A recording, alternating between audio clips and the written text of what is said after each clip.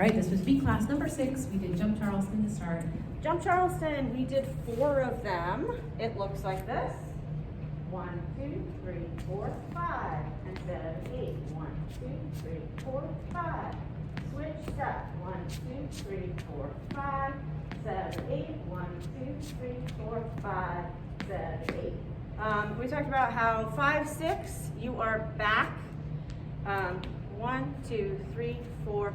On your left leg, your arms, you can imagine you're catching a beach ball, or you can just go up with abandon with your hands. And then that's 5, 6. And then switch to your left leg kicking, step for 7, 8. I didn't show the variation. There's a variation with ball change instead. 1, 2, 3, 4, 5, 6, and 7, and 8. So that's a variation. I'll show you from the back. 1, 2, 3, 4, 5, and 7, 8. So that's what we did for shoulder drive. Great, and then we did a couple different things tonight. First, we worked on technique. We did this last week, but just to emphasize, we talked about making sure that we don't use a lot of our arms or extra energy in the swing out that we don't need. So we made it really elemental. We connected on count 1 and we let it go. 1, 2. Connect on 3 and 4. Let it go. Pick it up on the 7 and 8. 1, 2, 3, and 4, 5. We were talking about follows, maybe switch positions for this, is that right? Yep.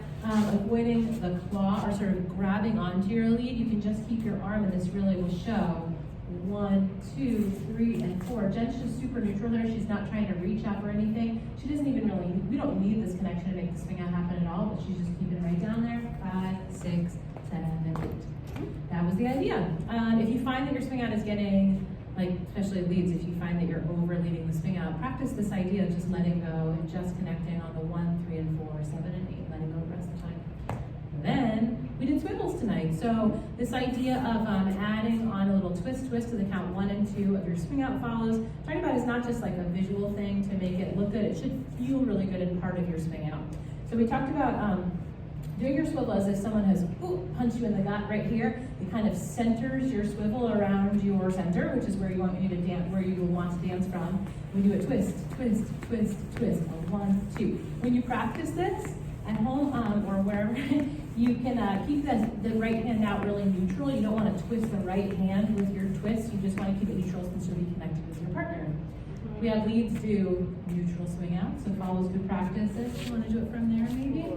So 5, 6, 7, we have this 1, 2, triple step, step, step, triple, it's a twist, twist, triple step, 4, 5, down, see that. So we told follows just keep doing the same good technique that you were doing before with your swing out. Still take those small steps, but you want to now have this new little, if you want to add it in. I'll send you guys an email this week with some links to different follows who have interesting swivels from all over, and so you can kind of see what feels good. You can practice swivels in different ways and then choose what's good for you. We did 2 classic moves. We did Frankie Scoot. We did it 3 different ways, really. We did 1, 2, 3, and 4, 5, and 6, and 7, and a 2, 2, 3, and 4, 5, and 6, and 7. We talked about how it really just drops on the,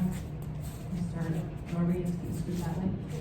1, 2, 3, and 4. I'm just dropping this connection on the back, but I'm using this connection here in our frame to scoot Jen along with me. If I want Jen to come forward after the scoot, I'm going to fan out away from her so that I'm ready to bring her forward on the next step. A scoot, a scoot, a scoot, a scoot. Then we practice that forward and back step idea by doing Frankie scoots with a inside turn. So we did 1, 2, 3, and 4, 5, and 6, and 7, 8. We like this inside turn because it flows into the scoots really well. We did it 2 ways. We did it like that, forward step, or we did a rock step, triple step, scoot, a scoot, a scoot, a scoot. You can do it either way, but we just said do it lead with intention. You'll just sort of see what happens, but decide you're going to lead a rock step or a forward step and see if you can make that happen. Good? Yeah. Ooh, so a lot of things. Points. We did one more classic move tonight. It looked like this. We did a 1, 2, 3, and 4, 5, 6. Wind it on up the hole. Da da da da da da da da. Boom. Shift from this way. 5, 6, 7, 8. So 1, 2, 3, and 4, 5, 6, 7, and in and out and a ho ho ho. Oh, stomp off, boom. Show that solo maybe? Sure. So, solo footwork, leads and follows, you've got this. In, sorry, is that okay if I do this? I have to do the whole footwork. In, and out, and a hop, hop, hop, stomp off, step, step, triple step, step, step, wind it on up and in, and out, and a da.